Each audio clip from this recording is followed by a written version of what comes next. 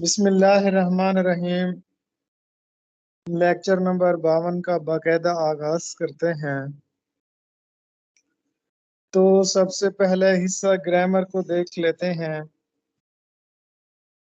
حصہ گرامر میں آج ہم اسم نکرہ کمپلیٹ کریں گے۔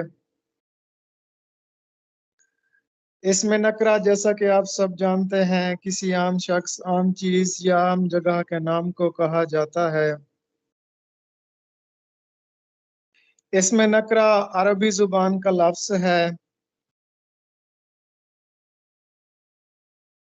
اسم نکرہ کی کئی اقسام ہیں۔ جو میرے پاس مواد ہے اس میں 6 اقسام ہیں۔ باقی قواعد کی مستند کتابوں سے میں کل دیکھوں گا اور پھر اس کی ایک پوسٹ بنا کر آپ کو سینڈ کر دوں گا۔ تو اسم نکرہ کی 6 ذیلی اقسام ہیں۔ اسم ذات، اسم حاصل مصدر، اسم حالیہ، اسم فاعل، اسم مفعول اور اسم استفہام۔ اب جو اس کی پہلی قسم تھی اسم ذات، اسم ذات کی مزید 5 قسمیں تھیں۔ اسم مصغر، اسم مکبر، اسم ظرف زمان و مکان، اسم اعلیٰ، اسم صوت۔ اسم نکرہ کی جو 6 اقسام ہیں ان میں پہلی قسم اسم ذات تھی۔ اسم ذات کی مزید پھر یہ 5 اقسام میں نے آپ کو بتا دی ہیں۔ اسم مصغر، مکبر، اسم ظرف، اسم اعلیٰ، اسم صوت، یہ ہم پڑھ چکے ہیں۔ اس کے بعد ہے اس کی چوتھی قسم تھی اسم اعلیٰ، بلکہ اسم صوت یہ ہو چکا ہے۔ تو اسم ذات کی پھر دوسری قسم تھی اسم حاصل مصدر۔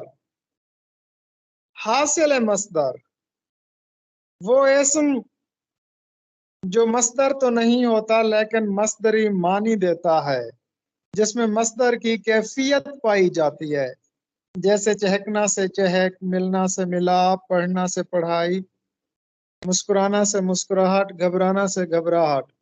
تو یہ مصدر سے نکلتا ہے، مصدری معنی دیتا ہے، اس میں کوئی نہ کوئی ایک کیفیت بیان کی جاتی ہے، تو یہ اس میں حاصل مصدر کہلاتا ہے۔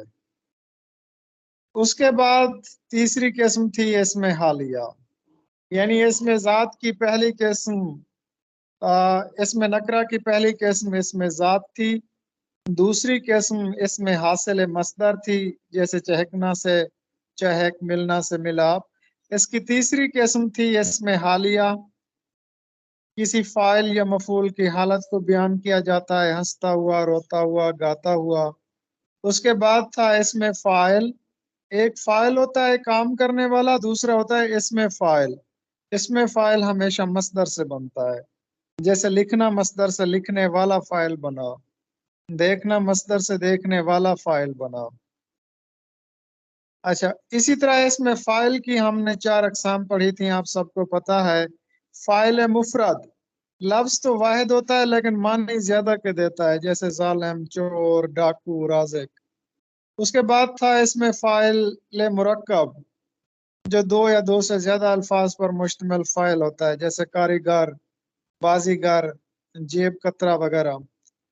اس کے بعد کل ہم نے پڑھا تھا اسم فاعل قیاسی، جو مصدر سے بنتا ہے، جیسے کھانا سے کھانے والا۔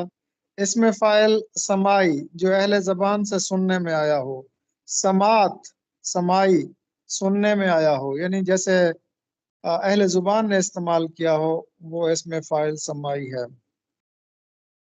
اس کے بعد پھر ہم نے پڑھا تھا اسم مفعول، یعنی وہ شخص یا چیز جس پر کوئی کام واقع ہو اس کو اسم مفعول کہتے ہیں، جیسے دیکھنا سے دیکھا ہوا۔ اب دیکھنا سے دیکھنے والا یہ اسم فاعل ہے، دیکھنا سے دیکھا ہوا اسم مفعول ہے۔ सोना से सोने वाला, सोने वाला इसमें फाइल है, सोना से सोया हुआ इसमें मफूल है। अच्छा, उसके बाद इसमें मफूल की भी दो अकसाम थी, मफूल समाई और मफूल कियासी। ये कल हमने पढ़ी थी, कल हमने पढ़ी थी इसमें मफूल समाई और मफूल कियासी। हाँ जी, पढ़ी थी मेरे ख्याल में। अच्छा जी, उसके बाद आखिरी है हमारा इसमें इस्तिफहाम, यानी इसमें नकरा की जो 6 अकसाम थी उनमें आखिरी जो किस्म है इसमें इस्तिफहाम।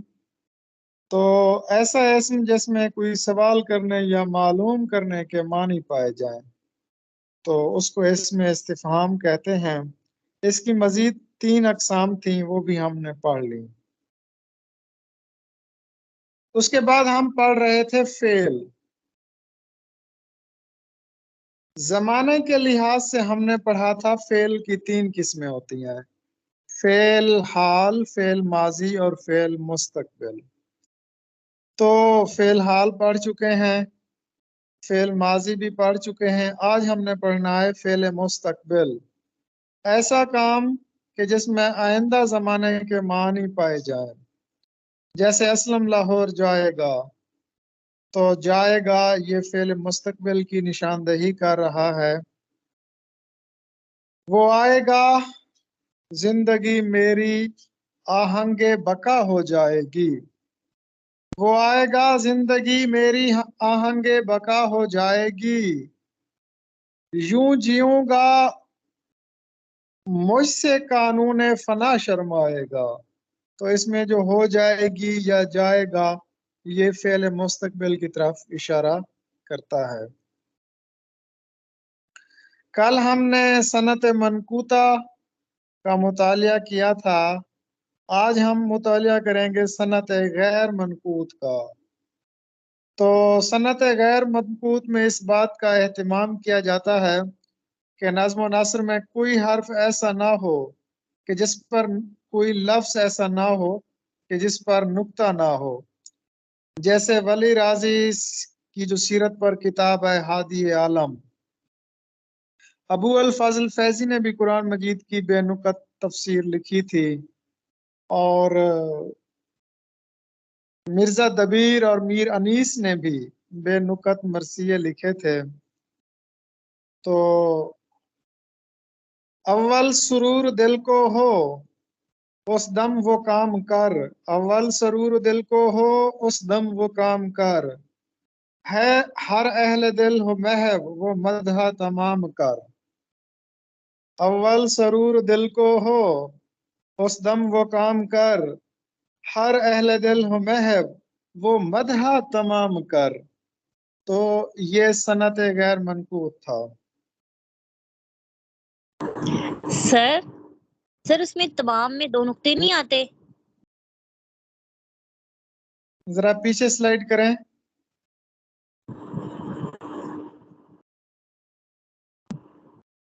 सर ये देखिए, तमाम में 2 नुक्ते हैं नहीं।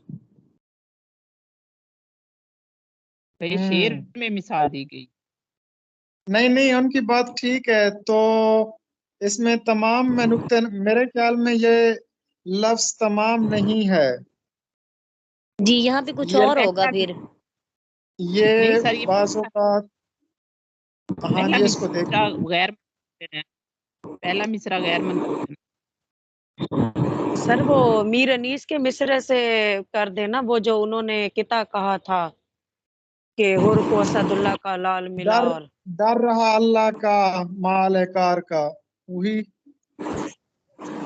और वो भी है, लोगों को आलम अता कर, ये दूसरा भी उससे कोई नहीं आ रहा। जी, इनकी बात बिल्कुल दुरुस्त है। इस शेर को देखना चाहिए कि इसमें कोई और लफ्ज इस्तेमाल हुआ होगा। इसको देखते हैं। जी सर, यहाँ पे कुछ और आना है। नेक्स्ट स्लाइड कीजिए।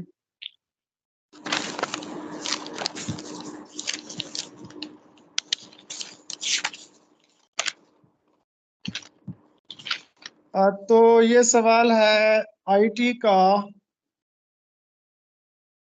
You can use the format painter multiple times before you turn it off by double clicking the format painter button. تو اس کے کیا معنی ہو سکتے ہیں کہ جب آپ کوئی تصویر بنا رہے ہیں کمپیوٹر پر اور اس کو ملٹیپل ٹرن آف کرنا چاہتے ہیں تو ڈبل کلک کریں. خیر کوئی آئی ٹی والا اس کو مزید سمجھا سکتا ہے. اچھا اس کے بعد نیکسٹ معروضی ہے کہ in MS Excel which bar is used for formula and data writing. یہ جو کمپیوٹر میں مختلف فارمولا لگاتے ہیں، جیسے کوئی بندہ تھیسس لکھتا ہے نا تو وہ ایک فارمولا لگا دیتا ہے کہ جہاں بھی شیئر ہوگا یا جہاں بھی اس کا حوالہ نمبر لکھنا ہوگا وہ عربی انداز میں آئے. تو کمپیوٹر میں فارمولے سیٹ ہوتے ہیں. فارمولے یہ کہاں ہوتے ہیں؟ جی جی بتائیے. سر شعر میں نے چیک کر لیا ہے، وہ اس میں مدعا امام ہے، تمام نہیں ہے. دل ہو محض مدعا امام. جی ٹھیک ہو گیا میم. اچھا جی، جب آپ کمپیوٹر میں کام کرتے ہیں تو بار بار کسی چیز کو لکھنے کی بجائے آپ ایک فارمولا سیٹ کر لیتے ہیں. تو یہ فارمولے کہاں پر درج ہوتے ہیں؟ یہ فارمولا بار میں ہوتے ہیں یا یہ میڈم صاحبہ مینیو بار میں ہوتے ہیں یا فارمولا بار میں؟ یہ اس کا جواب بتائیے گا. مجھے لگتا ہے مینیو بار نہ ہو. نہیں سر مینیو بار میں نہیں ہوتے، لاسٹ میں ہوتی ہے جہاں پہ ہم جی پیسے یہ چیک بھی کر لیتے ہیں. آگے آپشن ہے 81 اے ہے جی سر دیکھ اس لیں، کا. فارمولا بار میں ہوتا ہے نا؟ جی فارمولا بار ہی ہے سر. جی جی اچھا جی. اس کے بعد نیکسٹ معروضی ہے کہ کمپیوٹر کا جو فزیکل پارٹ ہوتا ہے یہ تو آپ سب کے علم میں ہے، اس کو ہارڈ ویئر کہتے ہیں. جیسے وہ سکرین، ماؤس، پرنٹر، یہ ساری چیزیں ہارڈ ویئر کہلاتی ہیں. اس کے بعد ہے برین آف کمپیوٹر. کمپیوٹر کا برین کسے کہا جاتا ہے؟ یہ بھی آپ سب کے علم میں ہے کہ سی پی یو کو کمپیوٹر کا برین کہا جاتا ہے. اس کے بعد ہے قاذف. قاذف کسے کہتے ہیں؟ قاذف عربی زبان کا لفظ ہے، اس کا مطلب ہوتا ہے تیر چلانا یا کوئی چیز پھینکنا، پتھر پھینکنا، ہاتھ سے پتھر پھینکنا. ہاتھ سے پتھر پھینکنا یا تیر چلانا اس کو قاذف کہتے ہیں. یہ جو قاذف ہے نا یہ ایک اسلامی قانون ہے، ایک کلاز ان اسلام ہے، یعنی اسلامی قانون ہے. یہ یہاں پہ کوئی اسلامیات والا بیٹھا ہے جو قاذف کے بارے میں بتا سکے؟ میرے خیال میں یہ کوئی حدود اللہ کی کوئی اصطلاح ہے. جی سر یہ کوڑوں کی زنا، سزا ہوتی ہے. جی جی یہ زنا کے جرم پر جو ہے یہ سزا دی جاتی ہے. میرے خیال میں 80 کوڑوں کی. سورہ نور میں شاید قذف کا ذکر آیا ہے. سورہ نور میں جی سر سورۃ النور میں ہے، اس کا قذف کا جو ہے نا ذکر آیا ہوا ہے اور یہی ہے 18واں سپارہ ہے سورہ نور میں، اس کا قذف کا ذکر آیا ہے. میرے خیال میں وہ لوگ جو پاک دامن عورتوں پر تہمت لگاتے ہیں اگر وہ ثابت نہ کر سکیں تو ان کو 80 کوڑے لگائے جائیں. تو یہ قذف جو ہے یہ حدود اللہ کے زمرے میں آتی ہے اور یہ اسلامی کلاز ہے. اس کے بعد نیکسٹ معروضی ہے the tax collected from prisoners. اچھا مطلب اسلامی ملک میں جو جنگی قیدی ہوتے ہیں ان سے جو ٹیکس وصول کیا جاتا ہے اس کو کیا کہا جاتا ہے؟ اس کو جزیہ کہا جاتا ہے. جزیہ نہیں سر یہ فدیہ ہے. فدیہ جزیہ تو سر جی وہ دوسرے جو ہے نا غیر مسلم ہے ان سے لیا جاتا ہے. غیر مسلم کی جو جان و مال کی حفاظت کے تحت لیا جاتا ہے نا، وہ جزیہ کہلاتا ہے. یہ ہوتا ہے فدیہ. ہاں جی، یہ فدیہ ہوگا بالکل. تو اس کا جواب دیکھیں میڈم صاحبہ کیا ہے. جی سر، یہ آپشن نمبر کیا تھا؟ 85 85. بی ہے سر اس کا، جزیہ. آپ صحیح کہہ رہے ہیں. سر جو فدیہ ہوتا ہے نا وہ تو روزوں کے بعد جو دیا جاتا ہے یا وہ ہوتا ہے، اور جزیہ جو ہوتا ہے وہ جنگی قیدیوں سے لیا جاتا ہے. جی میں بھی یہی کہہ رہا تھا. اچھا جی، نیکسٹ معروضی ہے کہ آپ صلی اللہ علیہ وآلہ وسلم کی زوجہ حضرت عائشہ رضی اللہ تعالی عنہ یہ حضرت ابو بکر رضی اللہ تعالیٰ عنہ کی صاحبزادی تھی، اور حضرت عمر رضی اللہ تعالیٰ عنہ کی صاحبزادی کا نام کیا تھا؟ حضرت حفصہ تھا نا؟ حفصہ. جی سر. جی سر. سر آپ نے بالکل ٹھیک بتایا ہے، جزیہ والا بھی میں نے کنفرم کر لیے، حضرت حفصہ ہی تھا عمر کی صاحبزادی. جی ٹھیک ہے جی. اچھا جی، اس کے بعد ہے کہ مصارف زکوٰۃ. اب زکوٰۃ کے کوئی لغوی معنی بتا سکتا ہے؟ زکوٰۃ پاک. جی سر، پاک کرنا، نشو نما کرنا. نشو و نما پانا. ٹھیک ہے جی، یعنی کہ آپ 2.5% کے حساب سے اپنے مال سے جو اللہ کے راستے میں خرچ کرتے ہیں اس سے پھر آپ کا مال پاک ہو جاتا ہے اور نشو و نما پاتا ہے، یعنی اس میں برکت ہوتی ہے. تو اللہ تعالیٰ نے قرآن مجید میں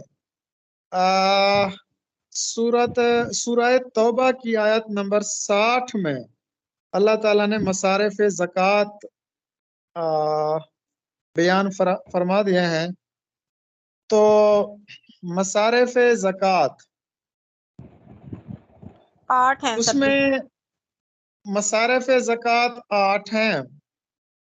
پہلا ہے فقرا یعنی فقیر کو، دوسرا ہے مسکین، تیسرا ہے عاملین یعنی جو لوگ زکوٰۃ اور عشر وصول کرتے ہیں، چوتھا ہے مؤلفۃ القلوب یعنی وہ غیر مسلم جو حال ہی میں مسلم ہوئے ہوں، یعنی نو مسلم کہہ سکتے ہیں ہم.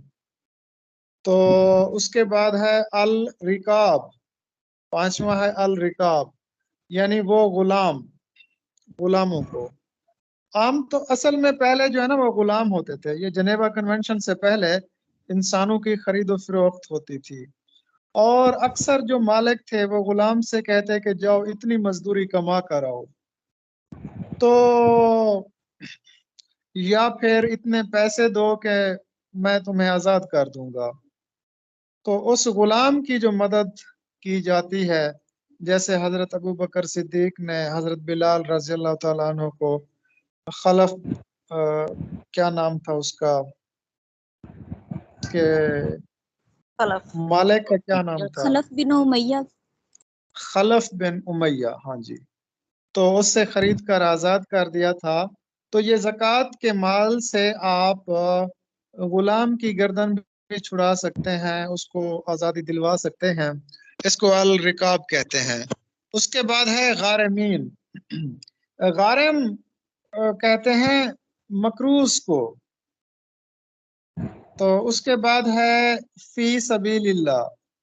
فی سبیل اللہ یعنی راہ خدا میں اگر کوئی مجاہد جہاد کے لیے جانا چاہتا ہے یا اسے سواری کی ضرورت ہے، طالب علم کو بھی دے سکتے ہیں. ایسا طالب علم جو دین پڑھنا چاہتا ہے تو آپ زکوٰۃ اسے بھی دے سکتے ہیں. ابن السبیل سے مراد ہے مسافر، یعنی جس کے پاس سفر کے پیسے نہ ہوں. تو یہ 8 مصارف زکوٰۃ تھے. جی میڈم صاحب نیکسٹ.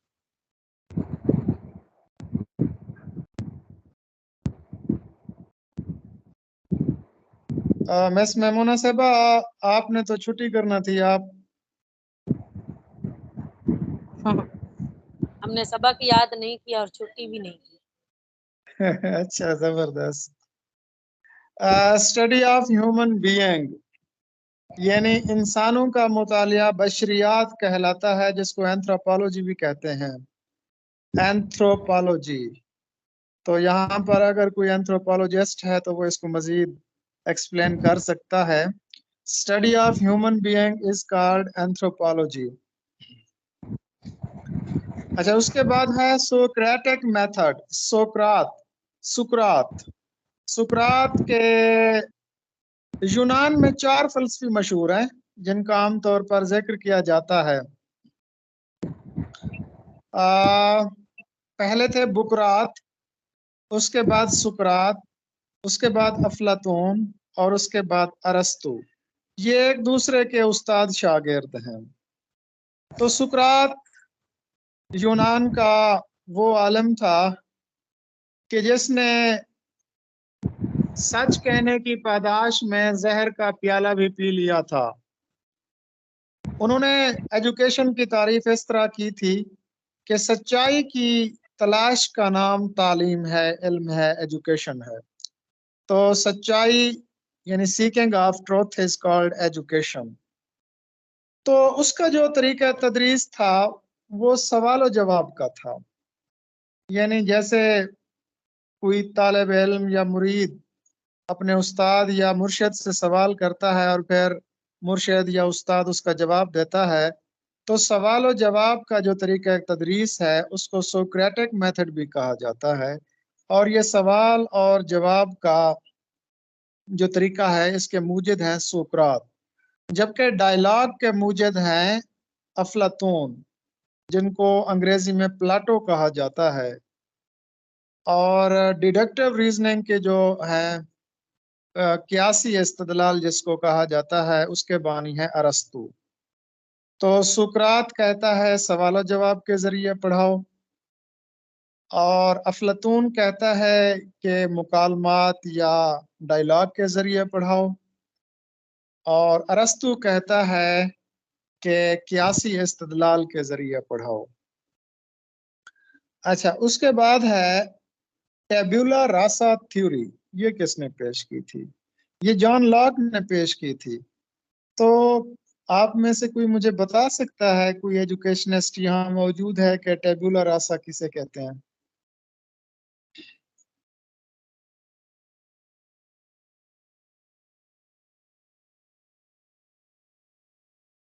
ہاں سر، ہم نکمے ہیں۔ ہمیں جن سے ہے وفا کی امید وہ نہیں جانتے وفا کیا ہے، ہمیں جن سے ہے سوالات کے جواب کی امید وہ نہیں جانتے کیا جواب ہے۔ یہ آپ پہ ہی ہے سر، جو بتائیں گے۔ نہیں، میں تو آپ کو بالکل صحیح بتاؤں گا، اور لیکن میں یہ دیکھنا چاہتا تھا کہ یہاں پر کوئی چنگاری یار اب ہماری خاکستر میں بھی ہے یا بس سارے میری طرح نکمے ہیں، ویلے؟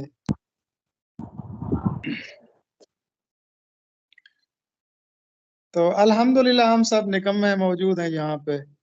خیر، بنت عبداللہ شہید ہو نکلے گی۔ ہاں جی، تو ٹیبولا راسا کا مطلب ہوتا ہے، ٹیبولا راسا یہ یونانی زبان کا ایک لفظ ہے جس کا مطلب ہوتا ہے یہ سر نام میں فاطمہ لکھا ہوا ہے اور بولے میل ہے۔ جی ان سے پوچھ لیں کہ یہ کون یہ ہے۔ سر ہی اور ہیں۔ میں محمد ساجد اور ہے محمد ساجد، جی، اور نام لڑکی کا لکھا ہوا ہے۔ نہیں میم، میرا نام موجود ہوگا، آپ دیکھیں۔ یہ ام یہ فاطمہ شہینہ دیکھ لیں، شاید اس کا مائک آن نہ ہو۔ سر، اس کا مائک آن ہے پھر۔ سر ام فاطمہ آپ کے ہی مائک پہ ہو رہا ہے سر، بار بار چینج۔ نہیں، سر کا مائک سر کے نام سے ہے۔ یہ شاہینہ، آپ اپنا کیمرہ آف کریں، شاہینہ بی بی۔ جی جی یہ سر، ہو سوری۔ جاتا ہے، بعض اوقات بندے کو پتہ نہیں چلتا، اس کا مائک آن ہو جاتا ہے، اس کا کیمرہ آن ہو جاتا ہے، تو اس کا ایشو نہیں ہے۔ تو یہ ہے لفظ ہے ٹیبولا راسا۔ ٹیبولا راسا آپ کو پتہ نہیں ہے، شاید مجھے پتہ ہے کہ خالی سلیٹ کو کہتے ہیں۔ جان لاک کہتے ہیں کہ بچے کا جو ذہن ہے وہ خالی سلیٹ کی مانند ہے، اور آپ جو اس پہ نقش کریں، نقش و نگار بنائیں، جو اس کو جیسا چاہیں، جیسے وہ نیپولین نے کہا تھا نا کہ آپ مجھے اچھی مائیں دیں تو میں آپ کو اچھی قوم دوں گا، تو ٹیبولا راسا یعنی بچے کا جو ذہن ہے وہ ایک خالی سلیٹ کی مانند ہوتا ہے، اس پر آپ جو کچھ بھی نقش کرنا چاہیں۔ Virtualize and middle ground between two extreme is called gold mean theory۔ یہ جو گولڈ مین تھیوری تھی نا، یہ ایرسٹوٹل یا ارسطو نے پیش کی تھی۔ ان کا کہنا تھا کہ کامیابی کس چیز میں ہے، سچائی کس چیز میں ہے، حقیقت کس چیز میں ہے، اور اسی حقیقت کو ہمارے پیارے نبی صلی اللہ علیہ وآلہ وسلم نے بھی بیان فرمایا ہے، اور بالکل یہی بیان فرمایا ہے کہ ما علی من اقتصدہ، کہ جس نے میانہ روی اختیار کی وہ محتاج نہیں ہوگا۔ تو زندگی کی خوبصورتی بھی اسی میں ہے کہ انسان معتدل رہے، یعنی درمیانی راہ اختیار کرے، چلنے میں بھی، خرچ کرنے میں بھی، بولنے میں بھی، زندگی کے ہر معاملے میں اگر آپ توازن اور اعتدال کی راہ اپنائیں گے تو آپ کامیاب رہیں گے، اور یہی نظریہ گولڈ مین تھیوری کہلاتا ہے کہ سچائی جو ہے وہ دو ایکسٹریمز کے مڈل میں ہوتی ہے۔ اس کے بعد ہے A view on culture superior to others، کہ اپنی ثقافت کو، اپنی تہذیب کو دوسروں کی تہذیب اور ثقافت پر برتری اور فضیلت دینے کا عمل کہلاتا ہے ایتھنوسینٹرسزم۔ ایتھنو ہوگا، پتہ نہیں کیا ہوگا، اس کا صحیح تلفظ دیکھ لیجئے گا، انگریزی والے موجود ہیں۔ ایتھنوسینٹرسزم یعنی وہ فلسفہ، وہ سوچ کہ جس میں ایک شخص سمجھتا ہے کہ میرا جو کلچر ہے، ہمارا جو کلچر ہے، ہماری جو تہذیب ہے وہ باقی لوگوں سے زیادہ سیولائزڈ ہے، تو اس کو کہا جاتا ہے ایتھنوسینٹرسزم۔ اچھا، اس کے بعد ہے analyse past and present society to create good future, کہ آپ معاشرے کا، اگر معاشرے کی تاریخ اور معاشرے کی موجودہ حالات کا تعین کر کے مستقبل کے لیے اچھے فیصلے کریٹ کرتے ہیں تو یہ فلسفہ کیا کہلاتا ہے؟ یہ پولیٹیکل فلسفی کہلاتا ہے۔ اچھا، سروائیول آف دا فٹیسٹ کا نظریہ، یہ تو آپ سب کے علم میں ہے کہ سروائیول آف دا فٹیسٹ کا نظریہ یہ چارلس ڈارون نے پیش کیا تھا۔ جی میڈم صاحب، نیکسٹ۔ ہاں جی مس میمونہ صاحبہ، آپ اپنی دل نشیں آواز میں یہ سوالات پڑھیے۔ جی سر۔ علامہ اقبال کی معروف نظم بوڑھے بلوچ کی نصیحت بیٹے کو ان کے کس مجموعے میں شامل ہے؟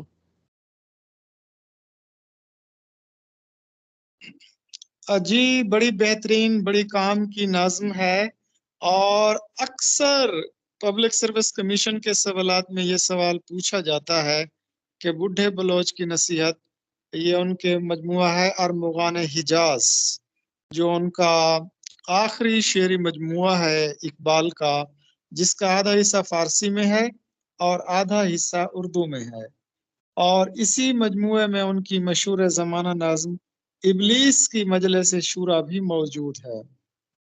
تو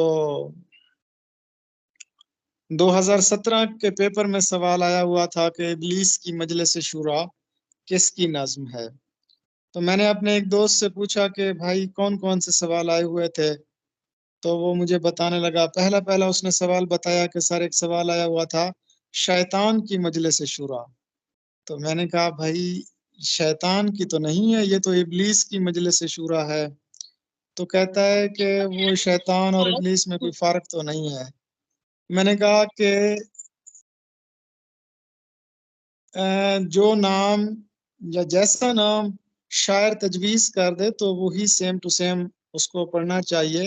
اب جیسے انہوں نے لکھا ہے نا بوڑھے بلوچ کی نصیحت، اب بوڑھے اور بوڑھے میں فرق تو نہیں ہے، لیکن جیسے شاعر نے لکھا ہے نا ہم نے ویسے اس کو پڑھنا ہے۔ بوڑھے بلوچ کی نصیحت، یہ ہم نے بوڑھے بلوچ نہیں اس کو پڑھنا. اسی طرح ابلیس کے مجلس شورا کو ہم شیطان کی مجلس شورا بھی نہیں پڑھنا. تو یہ دونوں سوالات بار بار ریپیٹ ہوتے ہیں. اور اس نظم کا مشہور زمانہ شعر بھی ہے نا، آپ سب کے علم میں ہے. افراد کے ہاتھوں میں ہے اقوام کی تقدیر، ہر فرد ہے ملت کے مقدر کا ستارہ. جی. علامہ اقبال کی طویل نظم طلوع اسلام ان کے کس مجموعے میں شامل ہے؟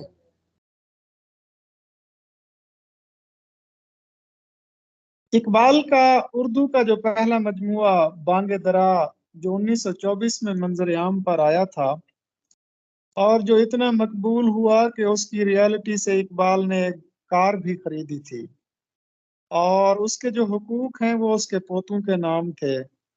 تو اس کے 3 حصے تھے جن کو اقبال نے خود کیٹیگرائزڈ کیا تھا، اور یہ طلوع اسلام ان کے بانگ درا کے آخری حصے کی آخری نظم ہے، اور یہ ترکی کے ابھرتے ہوئے پس منظر میں لکھی گئی تھی، اس کے فتوحات کے پس منظر میں لکھی گئی تھی.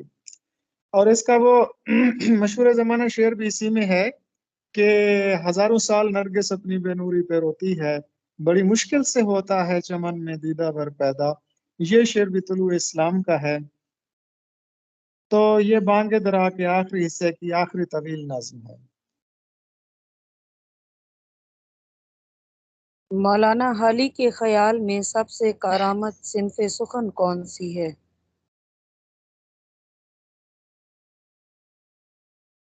اس کے متعلق ہماری ڈسکشن ہو چکی ہے. مولانا حالی نے مقدمہ شعر و شاعری میں 4 اصناف پر بحث کی تھی، ان کو ہم تفصیلی پڑھ چکے ہیں. ان کے نزدیک مثنوی سب سے کارآمد صنف سخن ہے. علامہ اقبال نے اپنی منظومات میں کس صنف سخن کو سب سے زیادہ برتا ہے؟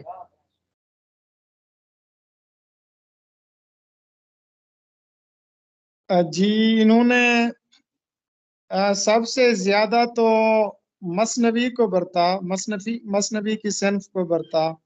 اس کے بعد صنف سخن صنف نازک کو بھی انہوں نے زیادہ برتا ہے. 3 شادیاں کی تھیں، 2 عشق فرمائے تھے، تو یہ اسلام کی حدود سے بھی آگے ٹپ گئے ہیں. تو اقبال نے سب سے زیادہ مثنوی کو برتا ہے. اس میں آپشن ہے مثنوی کا؟ سر غزل، ترکیباً، ترجیباً، ان میں سے کوئی جواب درست نہیں. جی ان میں سے کوئی جواب درست نہیں، کیونکہ انہوں نے مثنوی کو سب سے زیادہ برتا.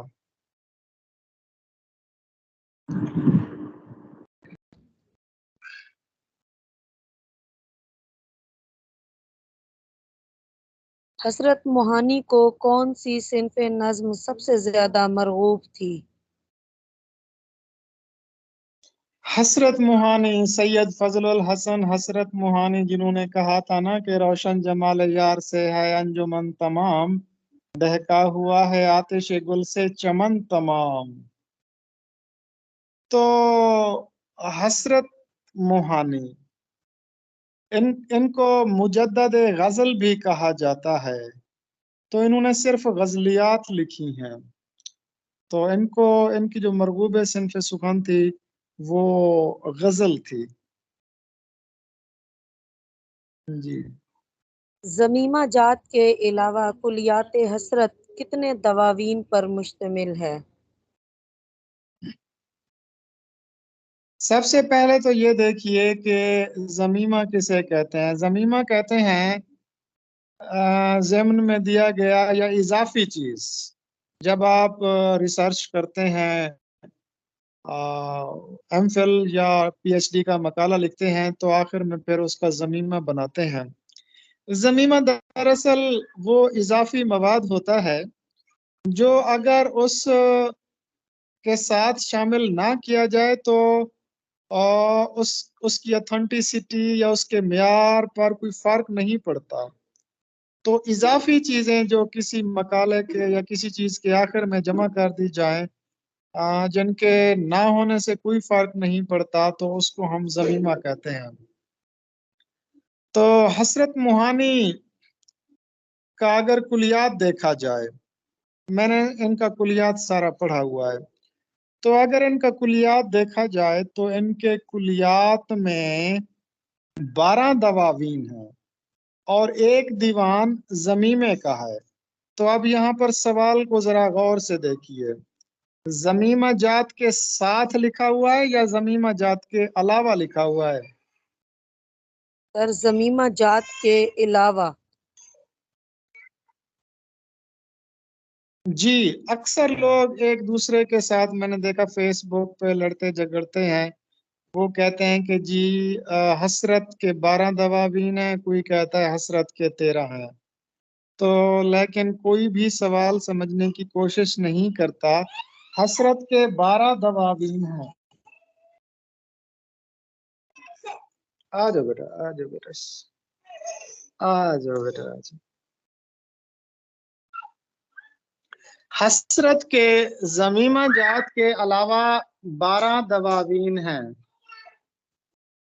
اور ضمیمہ جات کے ساتھ 13 دواوین ہیں۔ تو اب آپ نے اس عبارت کو دیکھنا ہے، اگر ضمیمہ جات کے علاوہ لکھا ہوا ہے تو 12 دواوین، ضمیمہ جات کے ساتھ لکھا ہوا ہے تو 13 دواوین۔ تو حسرت موہانی کا جو کلیات ہے اس میں 1903 سے جب انہوں نے شاعری کا آغاز کیا تھا، تو جب وہ زمانہ طالب علمی میں تھے، علی گڑھ میں یہ پڑھتے تھے، علی گڑھ یونیورسٹی سے انہوں نے BA کیا تھا، اور ایک مشاعرہ جب انہوں نے کیا تھا تو پرنسپل، علی گڑھ کالج کے پرنسپل نے ان کو پھر ایکسپیل کر دیا تھا۔ تو زمانہ طالب علمی ہی سے ان کا جو کلام شائع ہوتا رہا، 1903 سے 1912 تک ان کا جو پہلا دیوان ہے وہ 1903 سے 1912 تک ہے۔ پھر آگے 12 سے 16 ہے، 16 سے 17 ہے، 17 سے 18 ہے، 18 سے 22 ہے، اسی طرح ڈیفرنٹ چلتا جاتا ہے۔ تو ان کا جو دیوان تھا غالباً حیدرآباد دکن سے شائع ہوا تھا۔ اچھا، تو اگر آپ ان کا کلیات دیکھیں نا تو ان کے کلیات میں اکثر غزلیات کے اوپر تاریخ بھی لکھی ہوئی ہے، اور یہ بھی لکھا ہوا ہے کہ یہ فلاں رسالے میں شائع ہوا، فلاں شخص کو بھیجی گئی یہ غزل۔ تو بڑا زبردست ان کا کلیات ہے۔ کس صنف روشن نثر جمال کی یار سے ہے انجمن تمام، دہکا ہوا ہے آتش گل سے چمن تمام۔ تو یعنی کہ ان کا جو پورا کلیات ہے نا، جس کو چمن تمام کہا جاتا ہے۔ جی نیکسٹ پڑھیں جی۔ کس صنف نثر کی زبان غزل سے قریب تر ہے؟ ادھر لگاؤ نا پوائنٹ۔ غزل، جی غزل کے قریب تر انشائیہ ہوتا ہے۔ انشائیہ کے بارے میں ہم پڑھ چکے ہیں کہ ہلکے پھلکے انداز میں اپنا معافی ضمیر بیان کرنا، اپنے جذبات اور خیالات کا اظہار کرنا، اور بے ساختگی جس کو کہتے ہیں، کیونکہ غزل کی جو بنیادی عناصر ہے نا وہ رمز و علائم و رموز ہیں اور بے ساختگی ہے، تو یہ دونوں چیزیں انشائیہ میں بھی پائی جاتی ہیں۔ تو غزل جو ہے وہ انشائیہ کے قریب تر ہے۔ جی مولانا حالی نے کہا تھا، ہوا خاتمہ اردو کے ادب کا، اس مصرے سے بحساب جمل 1328 کا سال برآمد ہوتا ہے۔ یہ کس معروف انشا پرداز کی تاریخ وفات ہے؟ جی الطاف حسین حالی کا اگر کلیات دیکھیں تو اس کے صفحہ نمبر 1103 پر ایک شعر درج ہے، تاریخ وفات اس کی جو پوچھے کوئی حالی، کہہ دو کہ ہوا خاتمہ اردو کے ادب کا، کہ ہوا خاتمہ اردو کے ادب کا، اگر اس کو جمع کیا جائے اس کے اعداد کو، تو اس کے اعداد کی قیمت بنتی ہے 1327 ہجری۔ 1327 ہجری کو اگر عیسوی میں تبدیل کیا جائے تو یہ 1910 بنتا ہے۔ تو 1910 مولانا محمد حسین آزاد کا سن وصال ہے۔ جی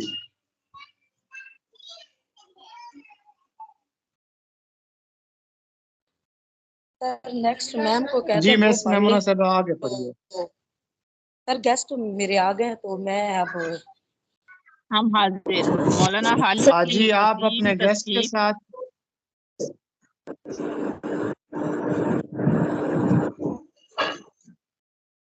جی حیات جی مولانا جاوید کے حالی کی متعلق بھی ہم پڑھ چکے ہیں، 1901 میں شائع ہوئی تھی۔ الطاف حسین حالی نے 3 سوانح عمریاں لکھی ہیں، تو آپ سب کے علم میں ہیں۔ حیات سعدی پہلی تھی، اس کے بعد یادگار غالب دوسری تھی، اور حیات جاوید تیسری تھی۔ تو ان کی جو تیسری سوانح عمری ہے وہ 1901 میں شائع ہوئی تھی۔ جی سر ٹائم تو ہو گیا، آگے پڑھوں یا نہیں؟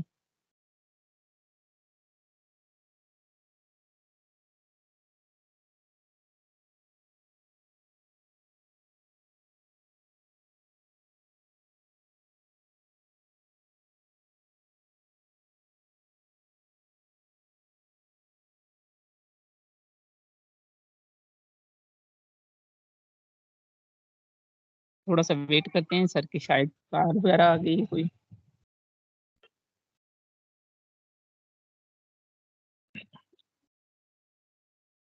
جی میری میم ایک یہ کال آ والی گئی وہ تھی۔ کون؟ اچھا تو آخری سوال پڑھتے ہیں، جو رہی سو بے خبری رہی۔ یہ ادا جعفری جو اردو کی معروف شاعرہ ہیں اور پہلی پاکستانی شاعرہ ہیں، جو 1924 کو بدایون میں پیدا ہوئی تھی، اور ابتدا میں ادا بدایونی کے نام سے شاعری کرتی تھیں۔ پھر جب ان کی شادی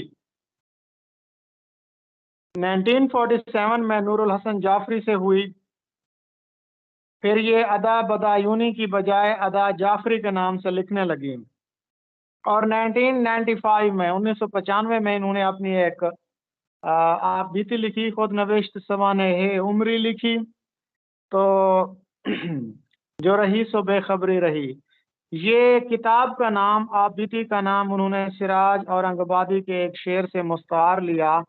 وہ شعر میں نے آپ کو کل سنایا تھا، خبر تحیر عشق سن، نہ جنو رہا نہ پری نہ رہی، نہ تو رہا نہ تو میں رہا، جو رہی سو بے خبری رہی۔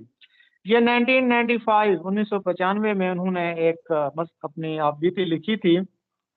وہ اپنی سوانح عمری کے حوالے سے لکھتی ہیں کہ یہ خود نوشت ایک عام سی لڑکی اور ایک روایتی گھریلو عورت کی چھوٹی سی کہانی ہے، اور اس میں کوئی کہانی نہیں ہے۔ تو پھر وہ کہتی ہے کہ میں اپنے دل کی تنہائی میں گرفتار ہوں، اور وہ عورت 4 دیواری کے حصار میں رہ کر اپنے وجود کی پہنائیوں میں سرگرداں رہتی ہے، میں وہی ہوں۔ تو کہتی ہیں کہ اس عورت نے سوچا کہ میں سائے کا پیچھا نہیں کروں گی، اب میرے سائے کو میرے پیچھے پیچھے چلنا ہوگا۔ جل کی مچھلی ریت پر جینے کا ہنر سیکھنا چاہتی ہے، کمال۔ اچھا، یہ جو انہوں نے اپنی آپ بیتی لکھی ہے نا، اس کے 28 باب ہیں۔ پہلے باب کا نام ہے بڑی حویلی، اور آخری باب کا نام ہے جو رہی سو بے خبری رہی۔